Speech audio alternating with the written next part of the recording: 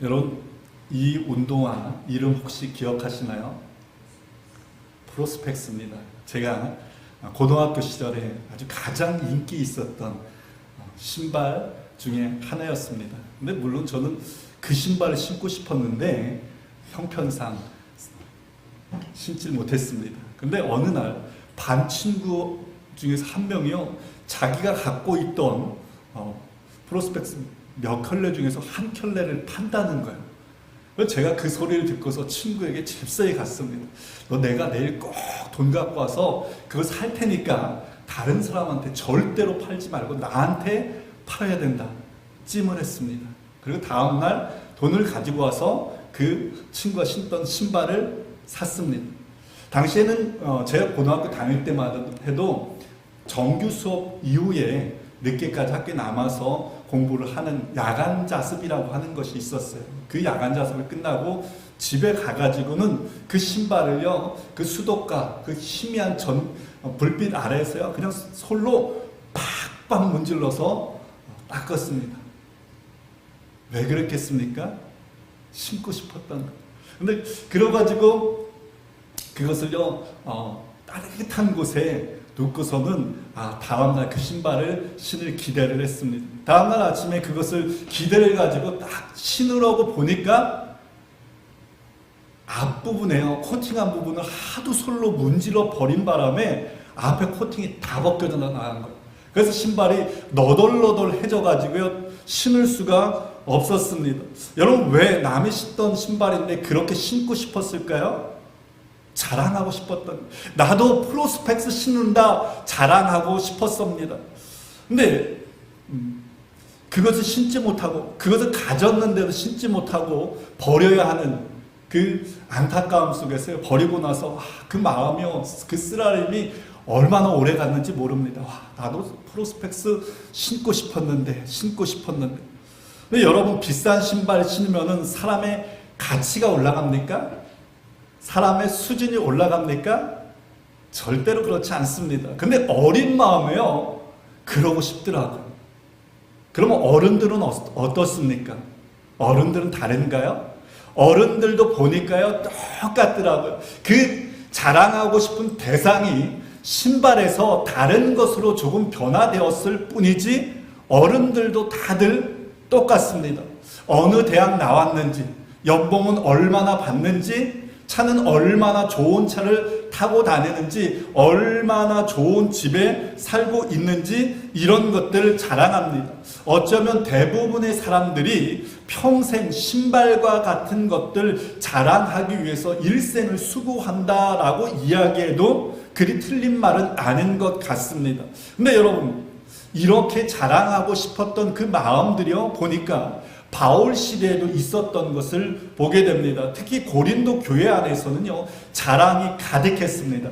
이 고린도라고 하는 도시가요, 그 BC 한 164년경에 파괴되었어요. 완전히 파괴되었습니다. 그러다가 한 44년경에요, 다시금 재건되기 시작합니다. 왜냐하면 이 고린도라고 하는 도시의 위치가요, 아시아와 유럽을 잇는 아주 그냥 교통의 그 무역의 그 중심지에 딱 있었기 때문입니다. 그래서 로마 황제가요, 로마에 있는 모든 좋은 것들을요, 다 고린도로 이전해 오기 시작합니다. 그로 인해서 이 로마의 4대 도시 중에 하나가 고린도가 될 정도로 그렇게 성장을 했습니다. 무역의 중심지, 상업의 중심지, 문화의 중심지가 되어버렸어요. 오늘날 미국으로 이야기를 하면은 금융과 무역의 중심지인 이 뉴욕, 그리고 영화, 문화, 엔터테인먼트의 중심지인 LA와 같은 곳이 당시 고린도가 그런 곳이었다라고 이야기를 할 수 있을 것 같습니다. 특히 이 고린도가요, 항구 도시예요. 그러다 보니까 1세기 중엽에서는 해방된 노예들, 은퇴한 군인들, 그리고 여러 상인들이 이곳으로 다양한 사람들이 이주해 와서 살아가기 시작합니다. 그러니까 이러한 사람들이요, 고린도 도시 이민 1세대들이었어요. 그리고 그 사람들이요, 고린도 도시를 재건하게 되었고 정착하게 되고요, 고린도가 아주 번성하게 됩니다. 그럼 여러분, 이 이민 1세대들이 수고해서 이룬 그 업적들, 번영들 누가 누립니까? 이민 2세대, 3세대들이 누리는 거예요. 바울이 고린도에 갔을 때 상황이 바로 그랬습니다. 당시 고린도 도시를 가리키는 그 키워드를 한마디로 이야기를 하면은 경쟁과 과시라고 이야기를 할 수 있을 것 같습니다.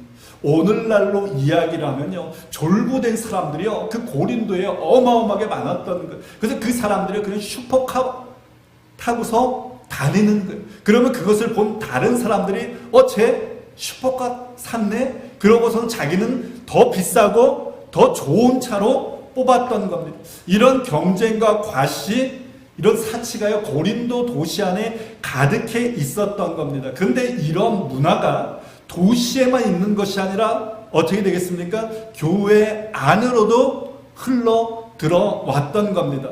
여러분, 고린도 교회 안에요, 분열이 가득했습니다. 잘 아시잖아요. 근데 그 분열의 대부분의 문제들이 어디에서 시작되냐면 자랑에서 시작되어 있습니다. 그들은 지혜와 지식을 자랑했습니다. 그래서 나는 어디 출신이야. 나는 어디 학파야. 나는 부자야. 부를 자랑했습니다. 심지어 교회 안에서 은사도 자랑을 하기 시작합니다. 나는 방언을 잘한다. 나는 거기에다 예언까지 할 수 있다. 그러니까 이 은사를 가지고서 서로 경쟁하며 과시하며 자랑했고요. 그로 인해서 분열했던 겁니다. 오늘 1절 말씀 보니까요, 고린도 교회 안에 또 다른 자랑을 하고 있는 사람들이 있었어요. 누구냐면 추천장을 가지고 자랑하는 사람들이 있었습니다. 우리가 다시 자천하기를 시작하겠느냐? 우리가 어떤 사람처럼 추천서를 너에게 붙이거나 혹은 너에게 받거나 할 필요가 있느냐? 초대교회는요, 지역을 다니면서 복음을 전파하는 복음 교사들이 있었습니다.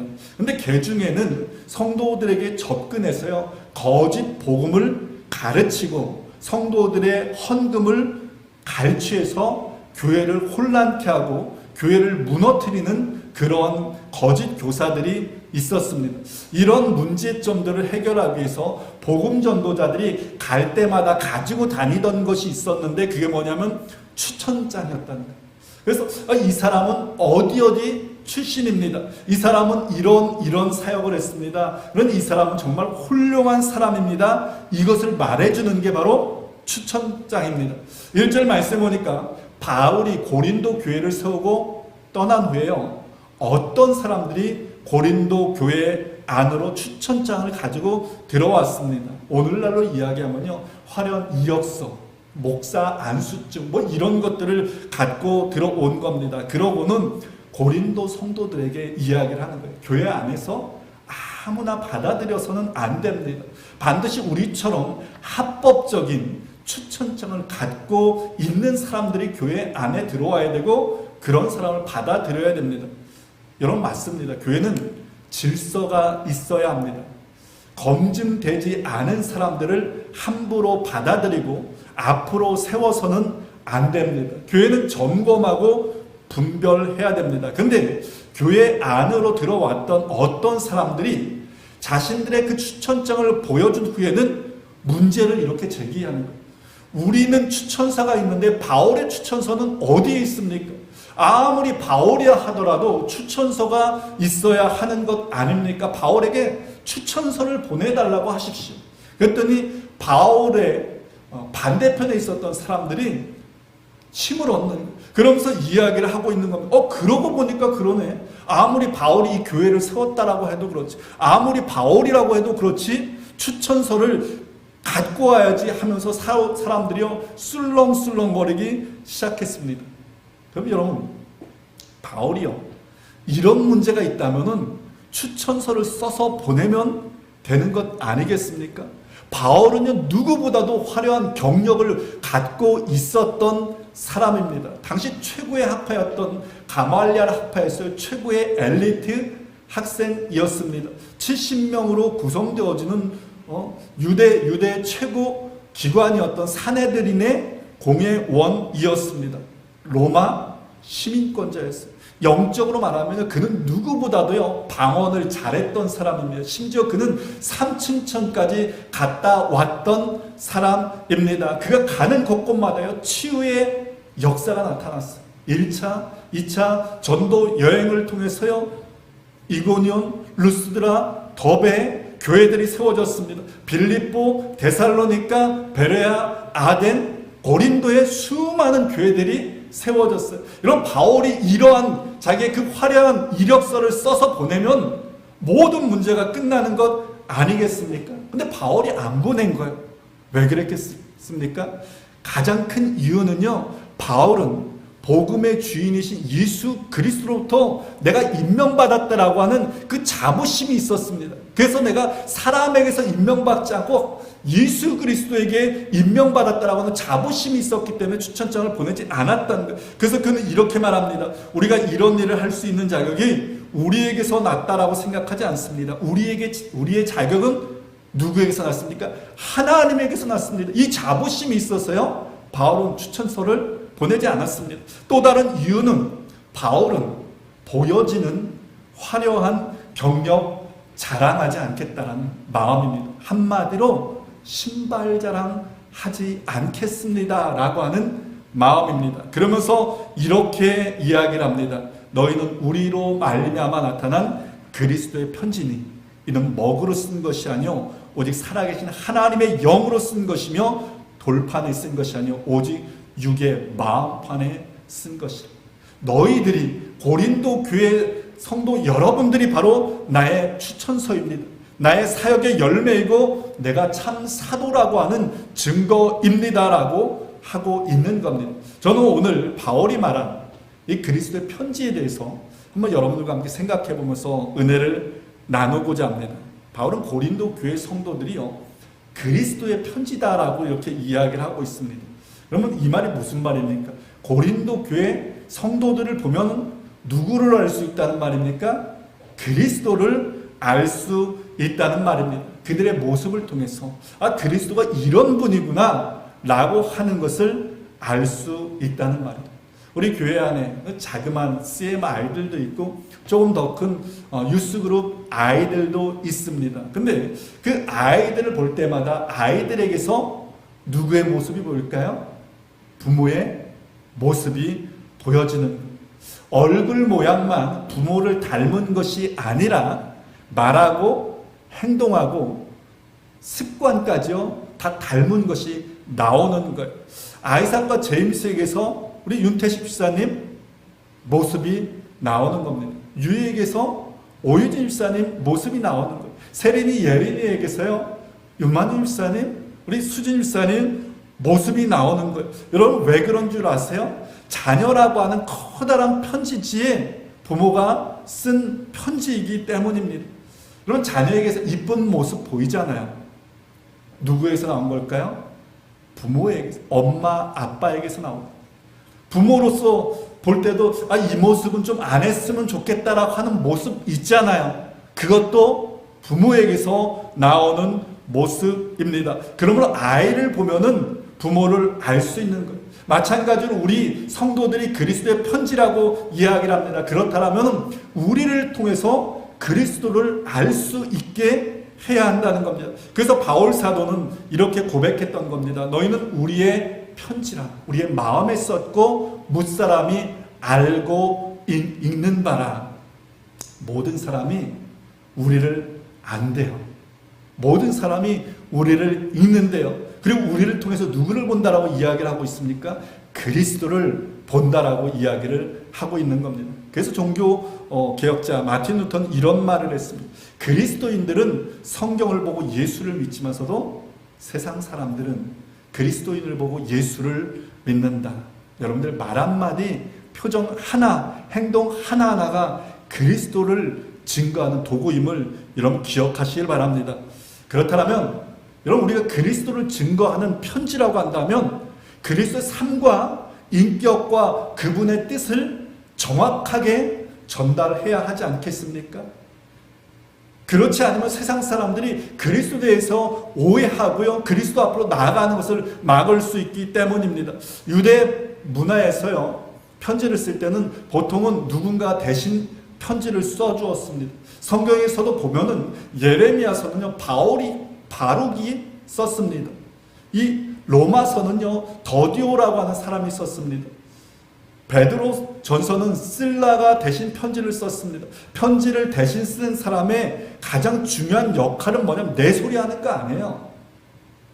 편지를 쓰는 사람의 말을 정확하게 전달해야 하는 겁니다. 그렇다면 오늘 여러분 나를 통해서 비춰지는 그리스도의 모습은 과연 무엇일까? 우리는 그것 생각해 보아야 하는 겁니다. 아, 그리스도는 저렇게 사랑이 많은 분이구나. 그리스도는 저렇게 덮어주는 분이구나. 용서하시는 분이구나. 넉넉한 분이구나. 손해보는 분이구나. 여러분 나를 보고서 사람들이요 그렇게 느낄 수 있을까요? 아니면은 아니 그리스도가 뭐 저렇게 째째해? 변덕쟁이야? 성깔이 있어? 얌체야? 허풍쟁이야? 라고 하지는 않을까요? 여러분 우리는 그리스도를 드러내는 편지임을 기억하시길 바랍니다. 그러므로 여러분 우리가 우리 가정에서 그리스도를 드러내는 편지로서의 그 역할들을 감당해 나갈 수 있기를 바랍니다. 부모와 자녀 사이에서, 부부간에서, 여러분 가정에서도 충돌이 있을 수 있잖아요. 화날 때 있잖아요. 그럴 때 내 감정을 좀 절제하고 온유함으로 서로를 대함을 통해서 내가 가정에서 그리스도의 편지가 될 수 있기를 부탁을 드립니다. 경쟁이 가득한 직장 생활 속에서 여러분 우리가 정직하게 그리고 성실하게 행함을 통해서 세상 사람들에게 내가 그리스도의 편지의 역할을 그거를 감당해 나갈 수 있었으면 좋겠습니다. 교회 안에서도 여러분 우리 주변에서도 아니 저 사람 왜 저렇게 행동해? 라고 하는 사람 보이잖아요. 그들을 향해서 정말 우리가 판단하지 않고 정죄하지 않고 그들을 품어주고 여러분 그들을 위해서 기도해 줄 수 있다면 여러분 그것이 바로 내가 그리스도의 편지가 되는 길입니다. 여러분 그때 내 주변에 있는 이들이 나를 통해서 그리스도를 더욱 알게 되고 그리스도께 나올 수 있음을 기억하시기 바랍니다. 그런 그리스도의 편지가 되는 저와 여러분들 되어지기를 주님의 이름으로 축원을 드립니다. 그럼 편지에는요 감동이 있습니다. 설렘이 있습니다. 기대가 있습니다. 그 이유가 무엇입니까? 편지는 마음으로 쓰는 것이기 때문입니다.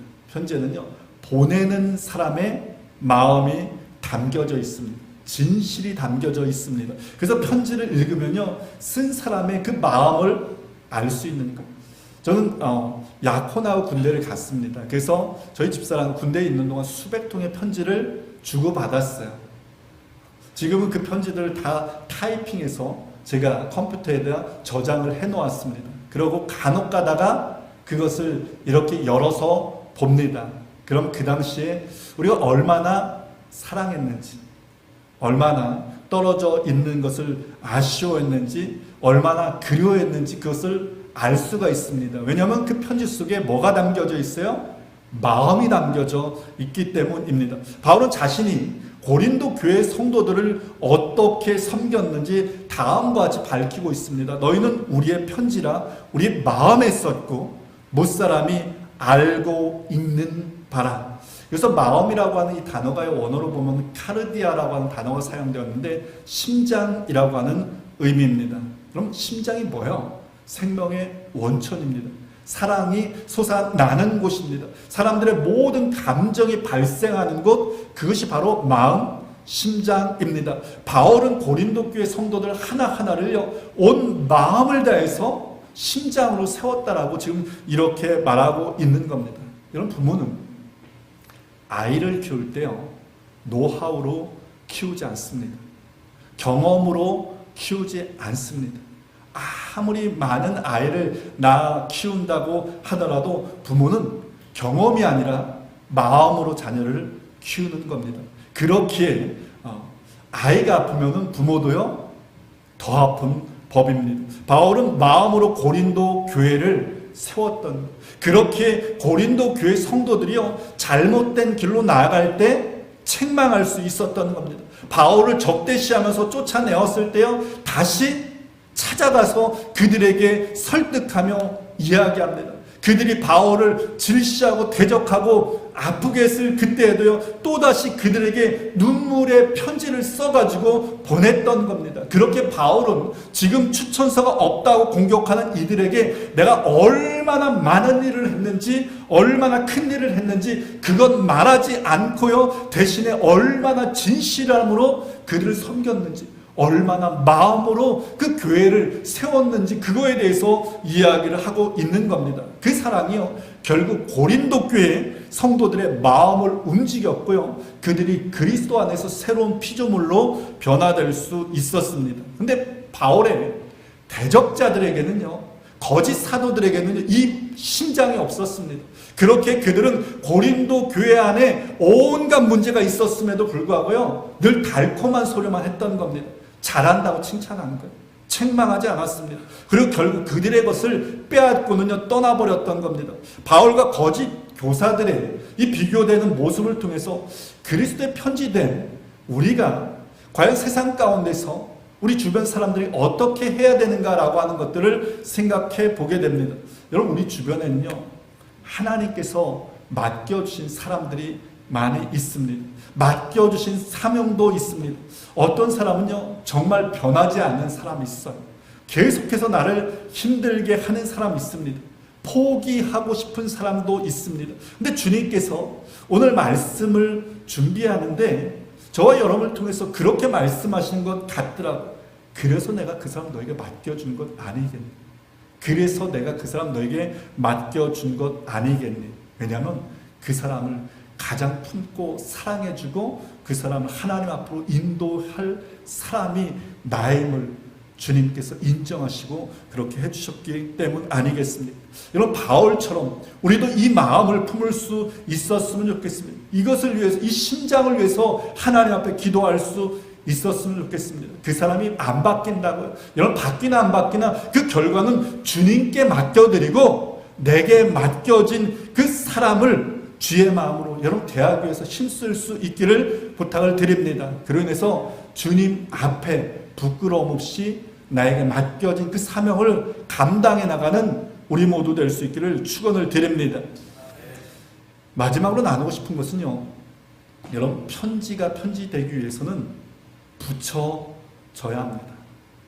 아무리 아름다운 편지를 쓰고 아무리 많은 편지를 썼다 하더라도요, 그거 붙이지 않고 보내지 않으면은 그것은 편지가 아니에요. 나 혼자 읽는 일기장일 뿐입니다. 편지는 보내질 때 다른 사람들을 기쁘게 할 수 있고요, 보내질 때 다른 사람을 살릴 수 있습니다. 주변에 보면은 마음속에 편지는 써놓았는데 그것을 주저 하다가 머뭇거리다가 편지를 붙이지 못해서 후회하는 사람들이 종종 있습니다. 부모님에게 내가 사랑한다 라고 하는 그 말을 하고 싶은데 마음속에는 그렇게 작정을 하고서 갖고는 있는데 주저하다 그 기회를 놓쳐서 후회하는 사람들이 종종 있습니다. 미안하다, 용서한다 라고 하는 그 말을 하지 못하고 마음속에는 담아두었는데 그 기회를 잃어버려서 하지 못하는 사람들 많이 있습니다. 복음을 증거해야 될 그 마음을 성령께서 계속 주셔서 내가 언젠가 이 사람에게 증거해야지 그 마음은 갖고 있는데 그 기회를 잃어버려서 후회하는 사람들이 많이 있습니다. 붙이지 못한 편지로 인해서 후회하고 있는 사람들이요, 의외로 많이 있습니다. 바울 사도는 하나님께서요, 우리를 새 언약의 일꾼, 즉 복음의 일꾼으로 세워주셨다라고 이야기를 하고 있습니다. 여러분, 복음의 일꾼된 우리의 역할이 무엇입니까? 살리는 거예요.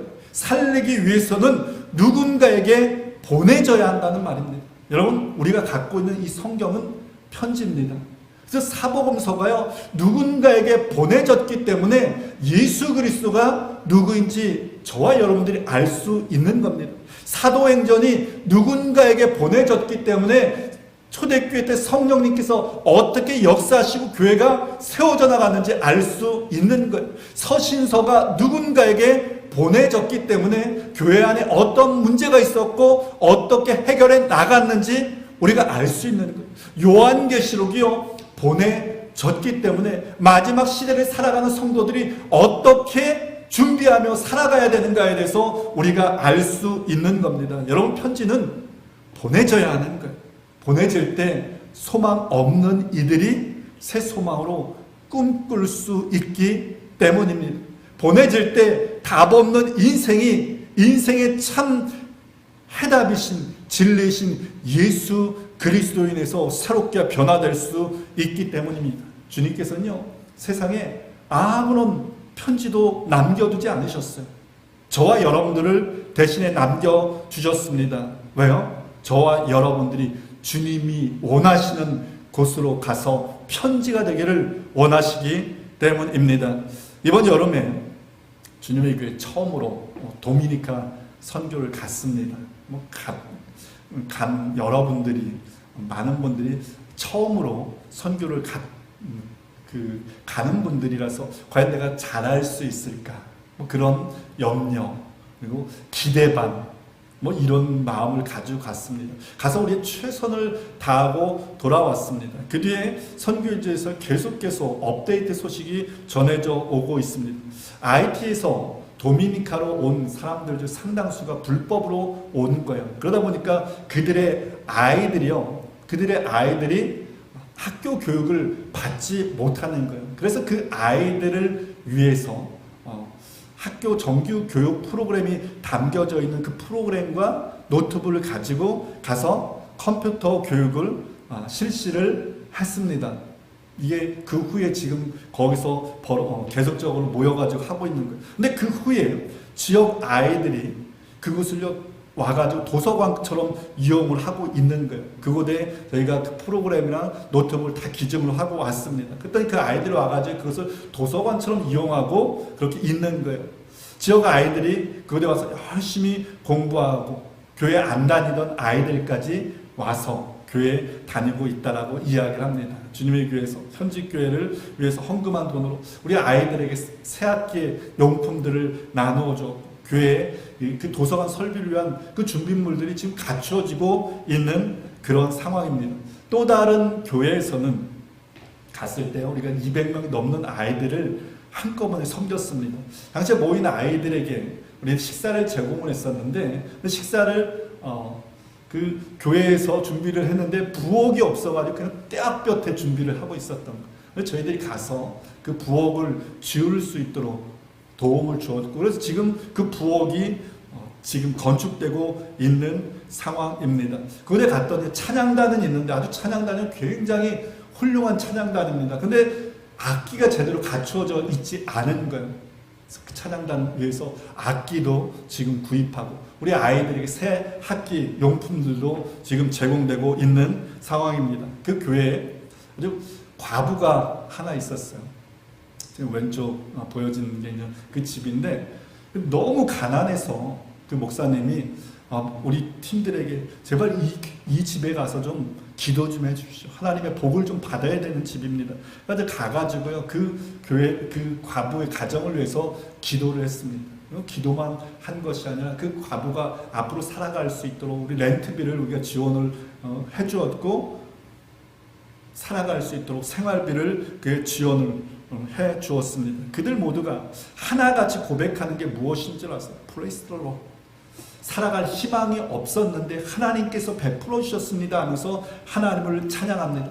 여러분, 한 사람 한 사람들이요 기도하시고 헌금해 주시고 또 어떤 분 직접 가서 수고함으로 그들이 주님이 누구인지 알게 되었고 그로 인해서 주님을 찬양하게 되었던 것. 여러분, 140년 전에 미국 선교사들이요 한국에 와서 조선이라고 하는 땅에요 붙여지는 편지가 되었습니다. 어떤 사람들이 온 지 몇 개월 만에 죽었어요.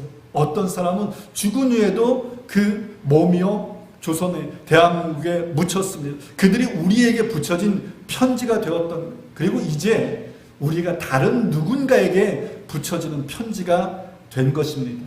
이 편지로 인해서 어떤 이들이 주님께 나오고 어떤 이들이 주님 안에서 꿈꾸게 된 겁니다. 여러분, 눈을 크게 뜨면 우리 주변에는 여전히 그리스도의 편지가 필요한 이들이 많이 있습니다. 여러분, 그들에게 붙여지는 편지가 될 수 있기 바랍니다. 서랍 속에 놓여진 편지가 아니라 붙여지는 편지가 될 수 있기를 부탁을 드립니다. 문제 가운데 있는 이들에게 여러분 붙여지는 편지가 될 수 있기를 부탁을 드립니다. 도움이 필요한 이들에게요, 붙여지는 편지가 될 수 있기를 바랍니다. 신앙생활 중단한, 영적으로 다운되어 있는 이들에게 붙여지는 편지 될 수 있기 바랍니다. 그로 인해서 누군가가 여러분들을 통해서 주님 앞에 다시금 나오고 다시금 회복해 되고 심령으로 부흥케 되어 하나님께 영광 돌리는 그런 은혜와 축복이 있어지기를 주님의 이름으로 간절히 축원을 드립니다.